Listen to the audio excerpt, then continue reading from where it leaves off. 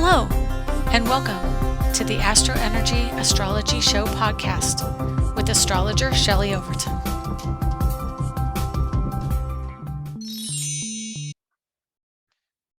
Hi, hello, and welcome to the AstroEnergy Astrology Show podcast for September 24th, 2021. My name is Shelley Overton, and I want to welcome you to the show. We are talking a little bit about what's going on in the sky, and then we're going to talk a little bit about what's going on in the news. So part of the reason I want to do that is to give you an idea of the kind of research I do when I look into stories like this and kind of walk you through my process and see what we see in the process. Okay, so today is Friday, the 24th of September, and we've got an upcoming Mercury Retrograde, and that happens on Monday, the 27th. So let's see here. Today is actually not too bad. We've got Moon and Venus in opposition. So Moon is home and family, feminine energy, mother, and she's in opposition to Venus, which is also feminine energy. So because it's both signs feminine, that is more likely that it's going to be a disagreement between women or mothers and daughters with that energy. It can be testy, not going to lie.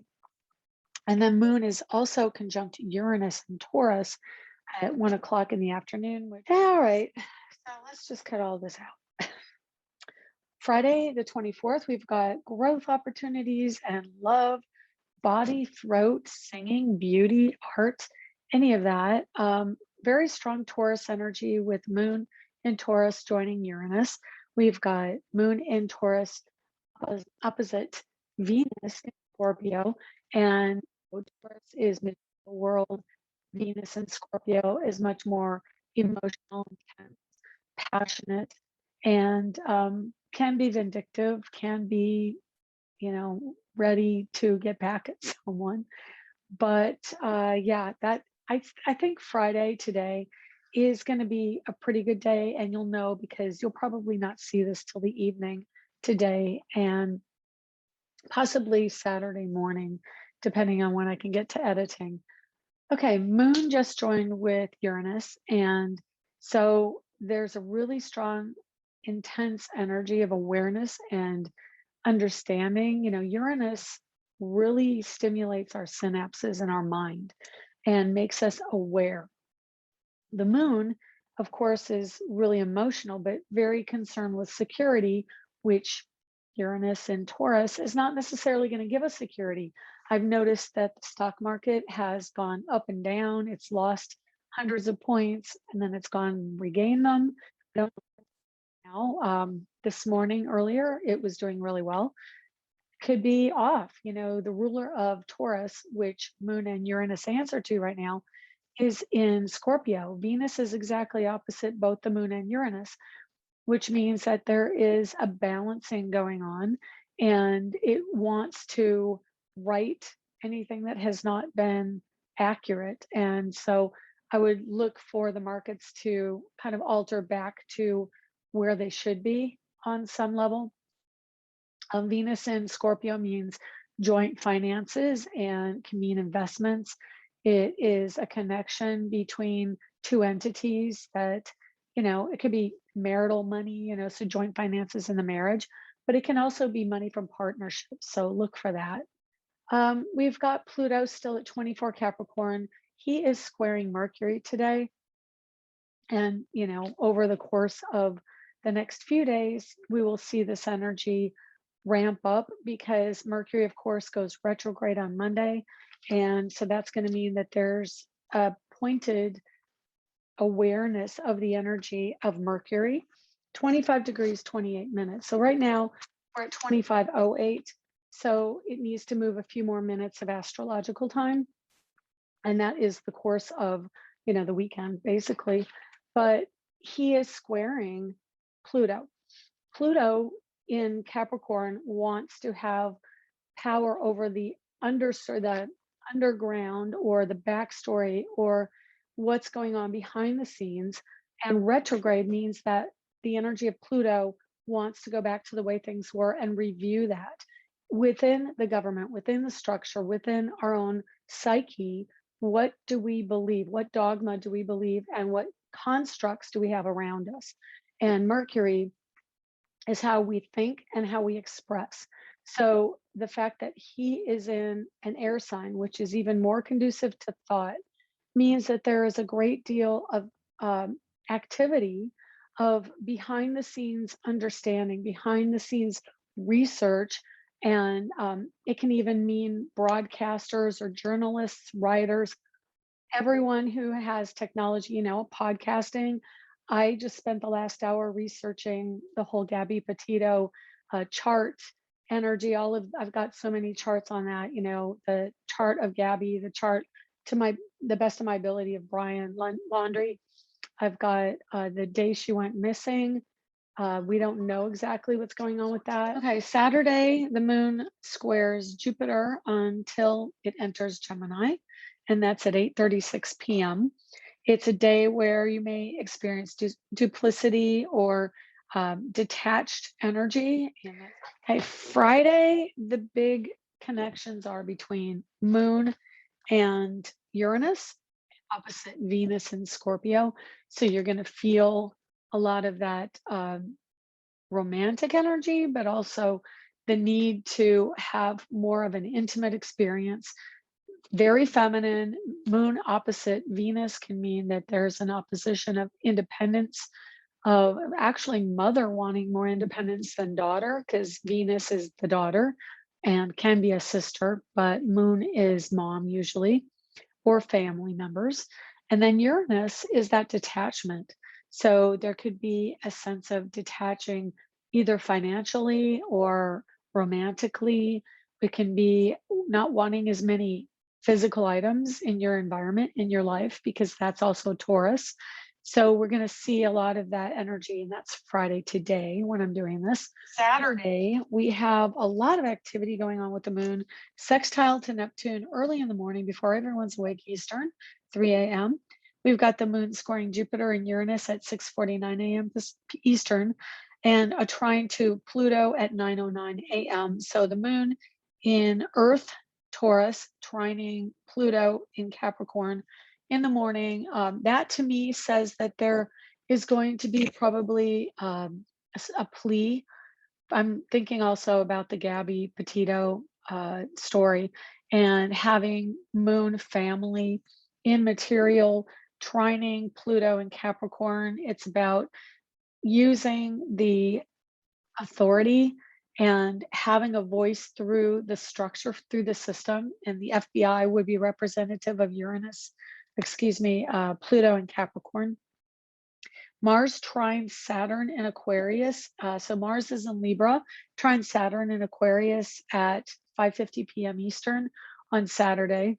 That means that Mars in an air sign is trining Saturn in an air sign, which is retrograde. It's about information, about understanding and clarity and what really happened. And for our own lives, it can mean that we are getting clearer about where we want to take action, where we want to drive the machine, and Saturn is the machine. So Saturn represents career, authority, the structure of our lives, our own dogma, our belief systems, and Mars is the engine that makes it go. So when I look at charts for people looking at career and when things are going to go forward with career, I look at their Mars and I look at their Saturn. And so Mars is how we take the action. Saturn is what is the framework of that action. Where do we want to put the action? So being the fact that they are in trine, it's kind of both difficult and cooperative. So the trine energy means that they're working in the same element of Earth, and in the energy of career and action, they're cooperatively taking action. But when you get a trine, you also get information that you may not have been aware of, information that you don't necessarily know, and also possibilities of situations that you now have to deal with. So it's action and career in Libra, which is balance, and Mars is in Libra, and then Saturn in Aquarius, which is independence. So taking action towards independent thought, balancing out ideas of multiple people, and that all happens on Saturday. So currently today we have, today's Friday, we have the moon in Taurus, and it's going to be a pretty good day because we've got cooperation with Uranus. So it's going to be a lot more awareness and finding out new information. We've got an opposition to Venus, and that's going to be more writing the balance because it's exactly opposite the moon Uranus. And because Scorpio really digs in and looks for information, Venus is in Scorpio. It's going to be finding out information we may not have known, but it can also relate to the stock market and joint finances. And then we also have energy of opposition for mothers and daughters. Saturday is going to be a little bit more stressful with energy that moves into air. The moon moves into Gemini, and then there's a trine with Saturn and Mars in air as well. So Saturn's in Aquarius, Mars is in Libra, and that can mean that there is a general understanding or need to know that's going on, the drive for information, which kind of also relates to the news right now. And it's also a drive for balance and a drive for cooperation and diplomacy. But Saturn in Aquarius is retrograde. So Saturn's going back over how we've been thinking about our careers and what we want to gain from the independence within our careers. And so the two are going to cooperate in a sense. They are going to work together in the energy of air, which is understanding and communication, but they can also have information that comes to them and that would translate to us.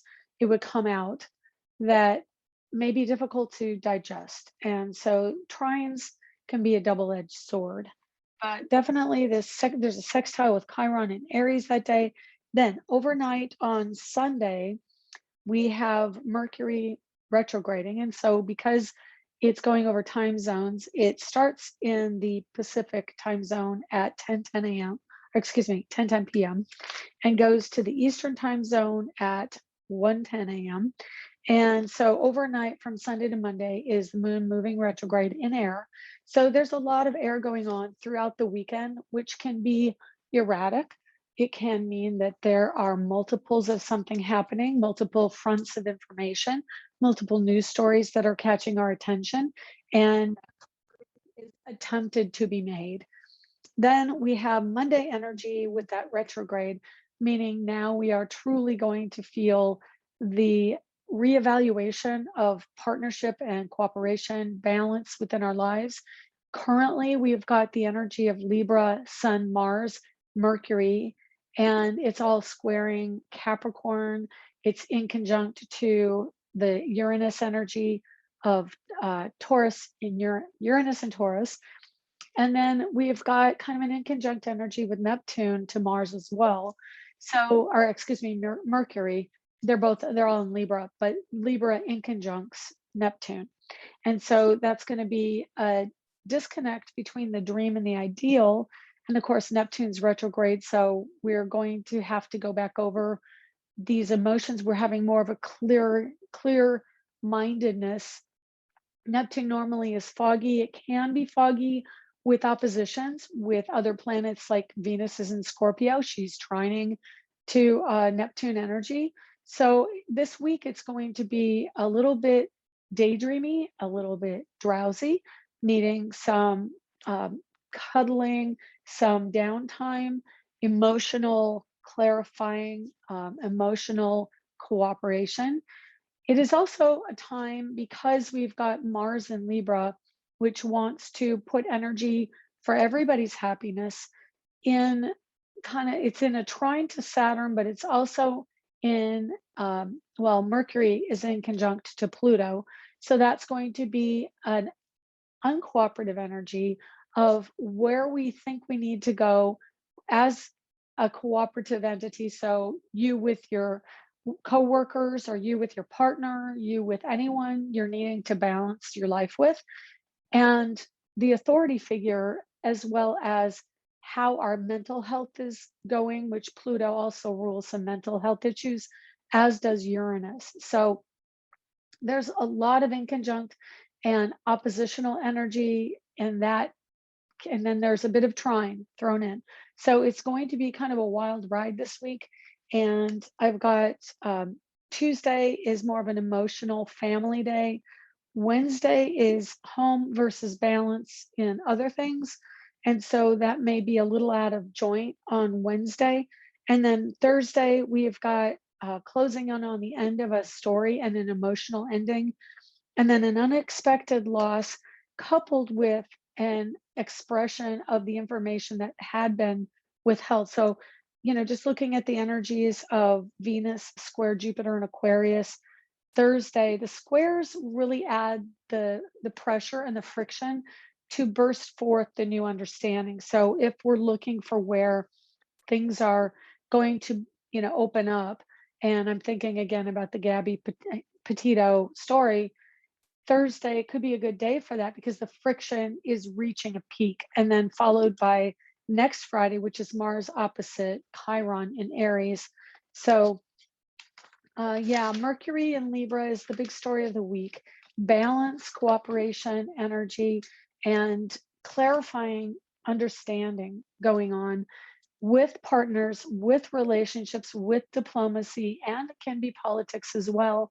It can be any situation you find yourself, me and them, and that can be a sale energy. Yeah, as long as there's a me and there's a them. Mars in Libra, Mercury in Libra, and Sun in Libra are going to be the ruling entities of that particular event. Okay, so now I want to get on to Gabby Petito. I was on social media and ended up, I believe, on TikTok, and I saw something that sparked my interest. So there are a lot of stories that flood social media every day. And this one in particular, it was kind of a rabbit hole. It took me to a few other places that, a lot of tabloids, tabloid journalism, like, oh, this is one of those stories that, is pushed into the public eye because it's kind of, it gets us engaged in some kind of emotional hook. And then the next day, I saw that it was actually a national story, and it was a pretty big story nationally, but when I saw this story in particular, my Scorpio wanted to jump right down that rabbit hole and find out more about it because I do have kind of a side hobby of trying to find out information on missing persons and any information that I might be able to glean to put out into the public sector, or even I've had people approach me about giving them an eye on whatever I could find out and how a situation may have played out where people are missing, or there may have even been a murder. So when Gabby went missing, of course, I did research, and I did about an hour of research before this podcast. And it's really difficult, let me tell you, to find birth information on Brian Laundrie. I looked many places, and I have a few things that I do to find out information. You can find a lot out on a website called whitepages.com. It just kind of gives ages, and sometimes it gives birth dates or a general town that the people have lived in. But you can also just go to Google and type in the person's name and birth date. And if it's out there in the public, a lot of times people have already gone after that information. But his birth date seems to be pointedly missing, with the one exception of there was some kind of wiki site that had him born in 1984, which I absolutely disagree with. That would put him, I think they said 37, not doing the math, they're doing the math, but I'm pretty sure that's inaccurate. He met Gabby up in Blue Point, New York at high school, so they're fairly close in age. Further research showed me this website called wealthyspy.com, and someone had posted an article, and I find this interesting because when I was trying to tune into his energy and figure out what he probably was as a sun sign, I thought, okay, this guy has an interaction that he's very hooked into Gabby, or was hooked into her, and had posted on social media multiple times that he felt she was his life partner, and he's super lucky to have her. And, she's the love of his life. He's never loved anyone that much. But that type of personality is somebody who, just in and of that energy, would be ruled by a water energy, or maybe Taurus, something where they're engaged with their partner. Leo, Scorpio, Taurus are my top signs for really engaged people in a romantic way, with maybe Pisces also added in. And then you have the other side of it, where, of course, he's more aggressive, allegedly. Um, have to add that because he has not gone to court. He has not had his day in court. But I think, the court of public opinion is probably running fairly obvious. And, planetary positions and air signs really bring forth our awareness and our intuition on how these news stories play out. We're really keyed in to the energy, and we're able to really tune in and in a collective consciousness. So that also comes into play. But because of the potential that he was aggressive, and I have watched the video when he got pulled over in Utah, and have my opinion about that. Obviously, I think that the whole truth couldn't have been found out in this short. I think it was, maybe 45-minute, hour and 10 stop of these two young people. You can see the reactions and how the cops interacted in this difficult situation of trying to figure out what to do. And, they're young and they seem to be in love, but yet they weren't getting along. So what all is going on with that? But that passion and that aggression is a Mars energy, or it's a Pluto / Scorpio. So Aries, Scorpio, Pluto, or Mars. And thinking that, I thought to myself, well, he seems really passionate. And definitely Scorpio and Sagittarius can share certain attributes. And I want to remind you that when you put any sign on the horizon as the first house, the next house is how that's played out in the material world. The first house is the ego drive behind the behavior, the personality, the image. The second house is how it's played out. So when you put Scorpio on the first house, Sagittarius is the sign that plays it out. So Scorpio can be very into relationships and couples and sexy energy, but it's going to play out in Sagittarius. Sagittarius wants to act on it. So Sagittarius may be the more sexualized sign because it's the one that will do it, will do the physical acting out of it, where Scorpio is thinking about it, emoting about it, going over it in their own time, in their own minds. So it's really behind the scenes and more visceral, where Sagittarius it's acted on. So it could be also Scorpio and Sagittarius, either one of those. But my first hit internally was probably Scorpio. Then in my research, and it took a while, I went in a number of places, but the closest I found, there were no other dates current for his birthday. And they did say that he was in his early 20s. So that could be 22 or 23, because she's 22, was 22. And so his birthday came out as November 17th, 1997. So 11/17, let me get it, hang on. Yeah, 11/17/97. And when I read that, it struck me as probably true. And the person who posted it said that the FBI had some kind of document that they had looked into that stated his age. And I mean, it's the best I've got. It isn't necessarily accurate, but I'm looking at it and I think that, oh, no, excuse me, November 18th, 1997. And I put him in Blue Point, New York, and I gave him a sunrise chart, which is 6:47 a.m. Again, reasoning, you're thinking, okay, there are some hallmarks of a personality that go with certain signs, which are a reflection of certain times of the year, certain behaviors that come out when the sun or planets transit parts of the sky, which is astrology. You look for patterns of behavior. Being that I'm going to use that date, it's a really interesting chart because his sun would put him at 26 Scorpio, and he has Pluto in 5 degrees of Sagittarius. He has Mercury in 15 Sagittarius, Mars in Capricorn, which is also wanting security, wanting to know somebody's reliable and can get a bit obsessive. And Venus at 12 degrees Capricorn, Neptune at 27 Capricorn, which means Neptune is conjunct Pluto right now in his chart. And then Uranus at 5 degrees Aquarius and Jupiter at 14 Aquarius, Moon at 16 Cancer. Saturn for him is at 14 Aries, which kind of plays into uh, a little bit of this interpretation along with Taurus in the sky, but we'll get to that in a minute.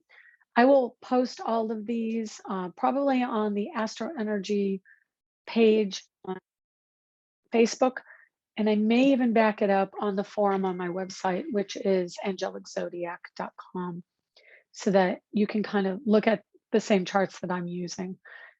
Gabby, on the other hand, she was born and her birth date is in multiple places on the internet.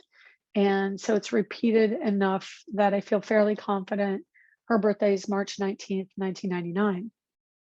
And I've got her also as sunrise in Blue Point, New York, which is, I think it was Suffolk County, New York, but Blue Point was the place that they went to high school. And so I'm going to just use that.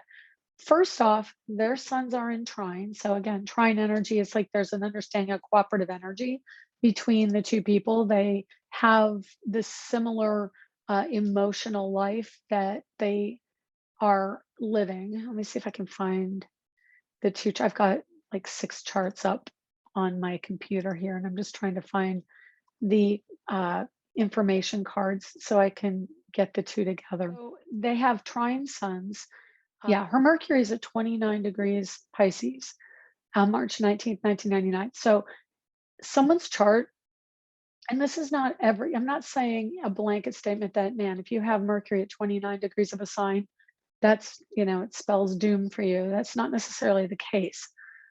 Given that it's a sunrise chart and her sun was 1 degree off of her Mercury, and 29 degrees is right next to her sun, it's retrograde. There's a very significant energy that is associated with Mercury and the sun when they're together. It's called combust.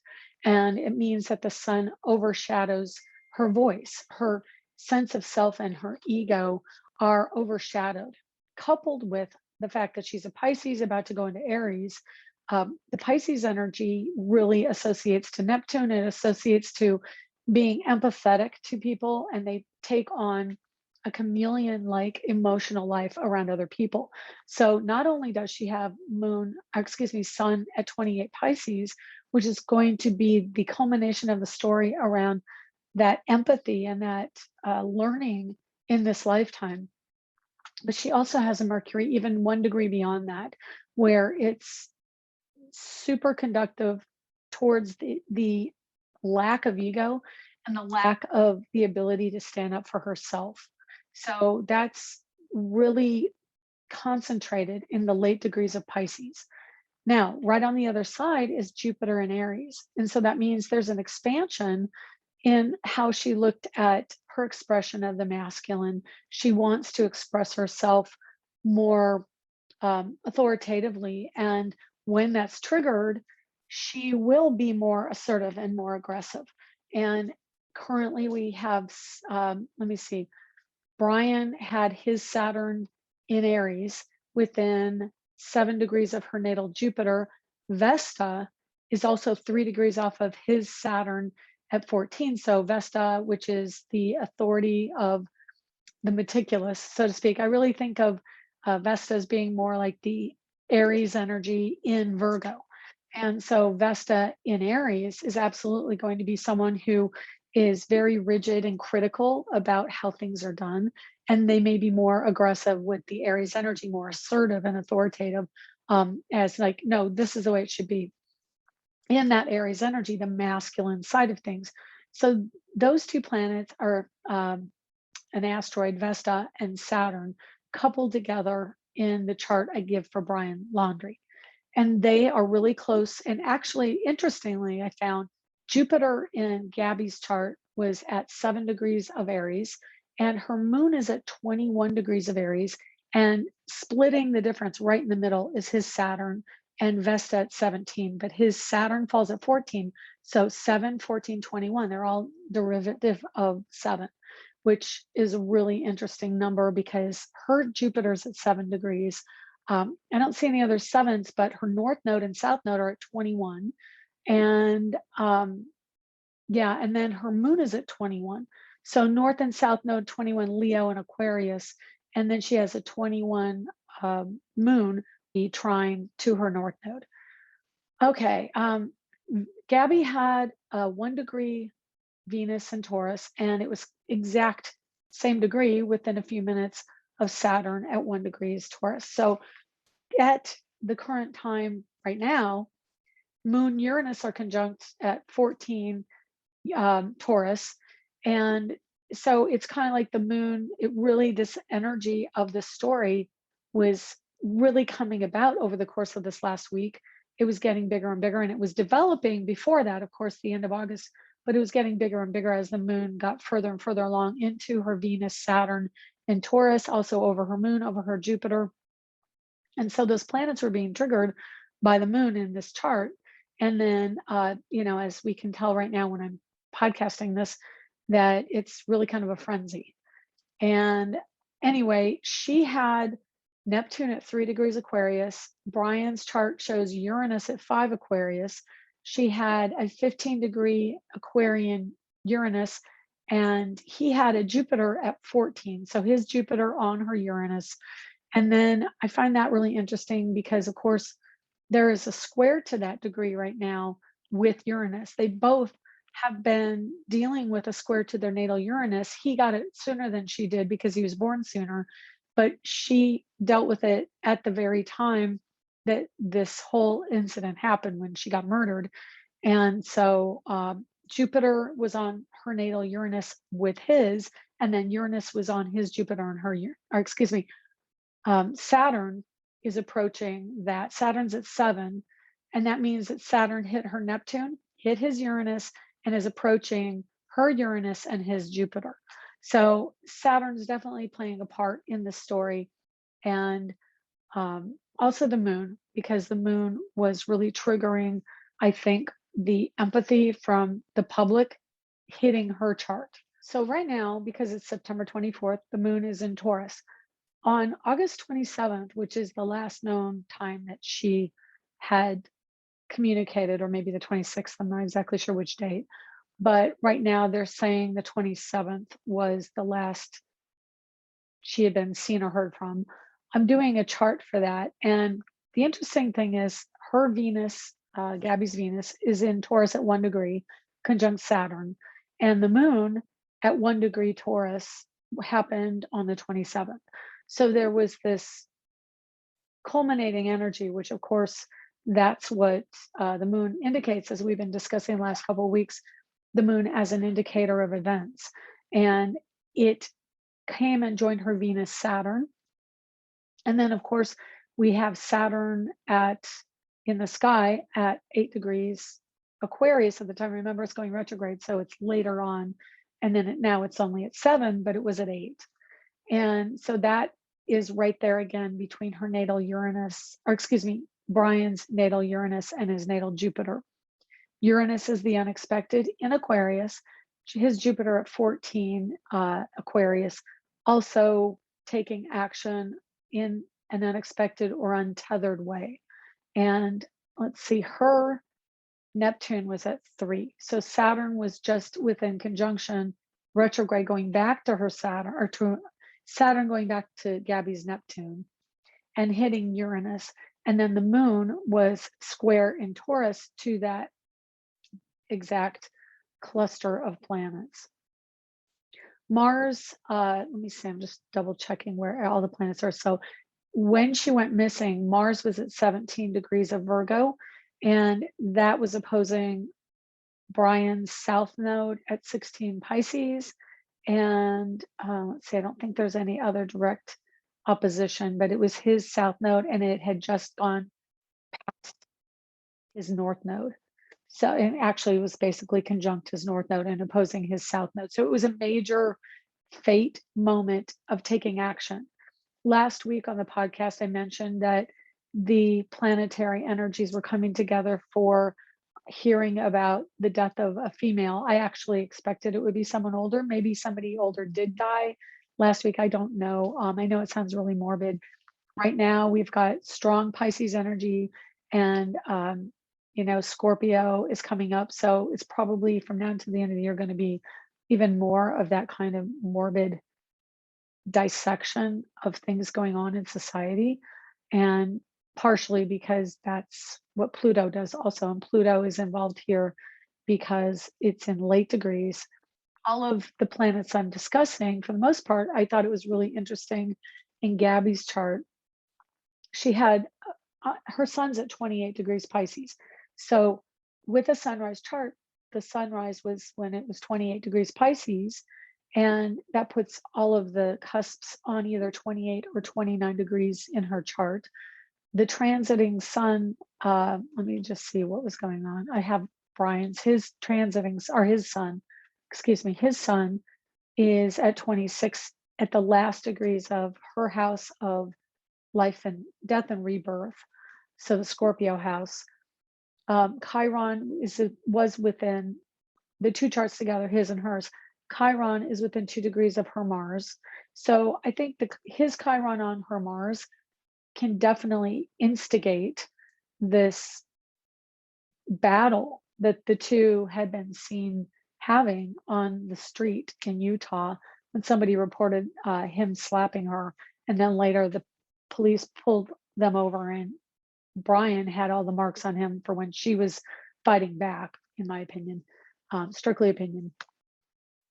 But really looking at the two charts together, his Mars in her chart is up in the house of the public eye, and it's right next to Venus. So Venus and Mars are joined in Capricorn, and Neptune at 27 degrees Capricorn in his chart as well, which can give this particular story the legs and the staying power. Capricorn planets up in the career house transiting. So in other words, his chart stimulating her chart as a broader public eye event, coupled with his and her planets, both also Pluto in Sagittarius, fall just on the other side of the cusp from the 8th house, which brings it into the material realm. Anything that happens in the 8th house, it manifests in the 9th. And she's got Chiron at 3 degrees Sagittarius, 7 degrees away from Pluto in Sagittarius. And Pluto rules the 8th house, but now it's in the manifestation house in Sagittarius. Travel, they were both travelers. He had Pluto in Sagittarius as well, right near her Chiron, the wounded healer. And I guess just from that alone, and along with Saturn close to her Jupiter and Moon, and then the South Node connection to his Jupiter, her South Node, his Jupiter. There's a lot of energy going on between the two of them related to how they get along as a couple and in public eye. And then also Mercury, there's a connection with the Mercury that I'd have to change charts here and see it. When she went missing, Mercury was at 25 degrees Virgo. Mars was at 17 Virgo. And the Virgo energy it can be, and I found this really interesting, it can be accidents. And I was noticing that the potential, I'm going to just rotate this chart real quick. And one of the charts I thought had the Mercury in Virgo energy. I guess I don't know. I've looked at so many charts, my mind's boggling right now. I thought there was a Virgo energy around home and family in one of them. I thought his chart put Virgo, I think it was when there was a different date that I had. So my apologies.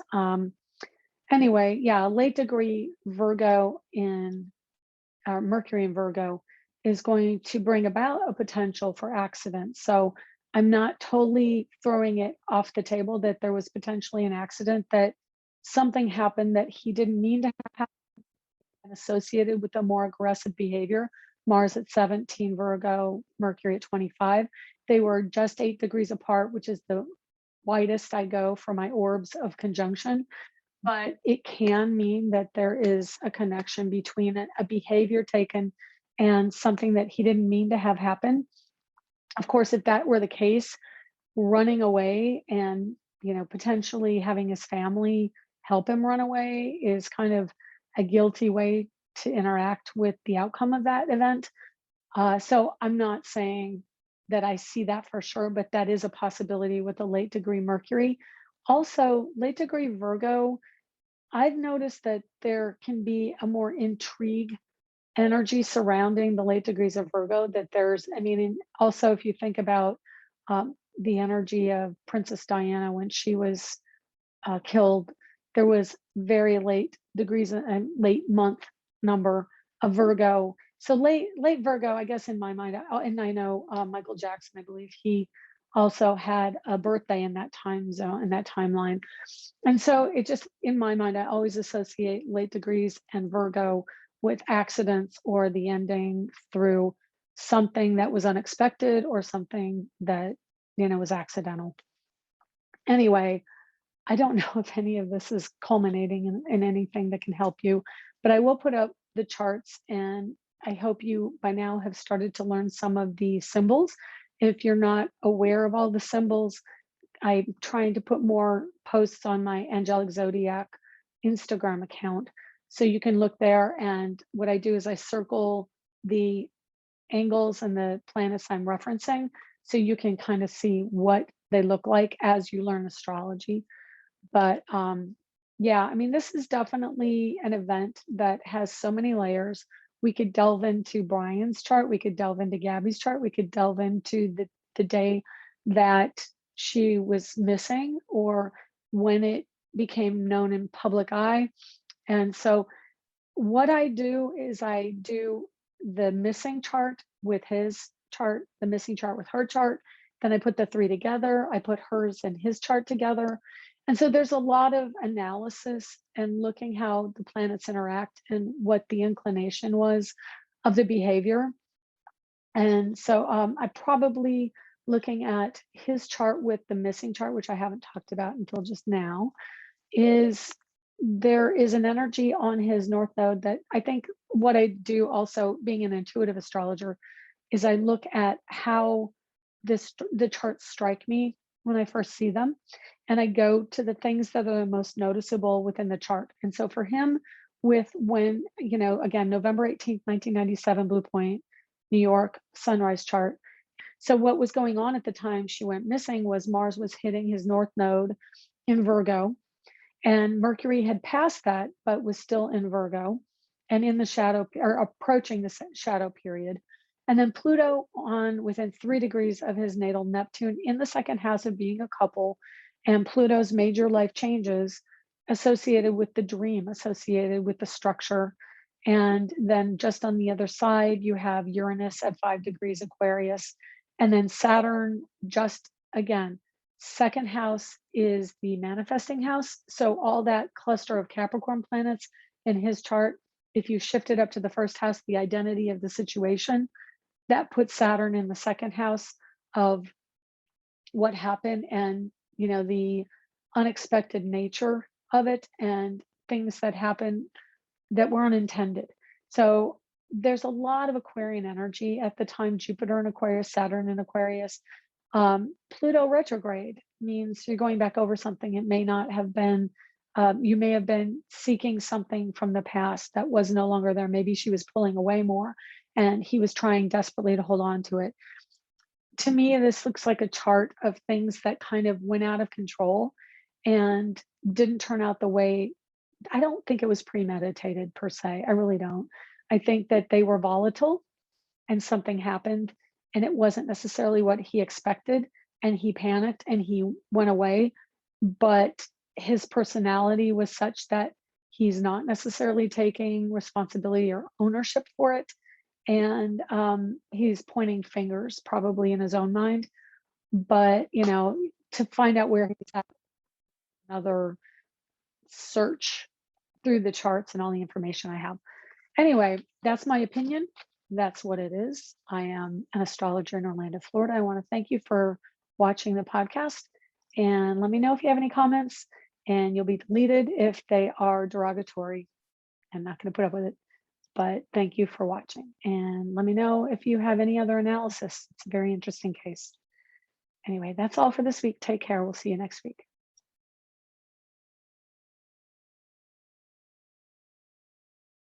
Hi, and welcome to the September 24th. Angels are coming in because my nose itches like crazy right now. It just itches. I feel like there's little fuzz up it. Anyway, what is going on, baby? There we go. Okay. Hi, this is Shelley. Thank you for joining us this week. To contact me for a private reading, go to angeliczodiac.com under the Readings tab. Background music was provided by Kevin MacLeod at incompetech.com, with additional music by Tracy Coriel at tracyland.com, TRACEYLAND.com. Music provided on show-by-show basis will be credited within the body of the show. For more info on my art, go to shelleyoverton.com. That's SHELLEYOVERTON.com. Merch and other astrological art can be found at astroart.net. To purchase my ebook, Learn Astrology, you can find it at angeliczodiac.com, including discounts. Be sure to check back next week and subscribe through iTunes at AstroEnergy Astrology Show.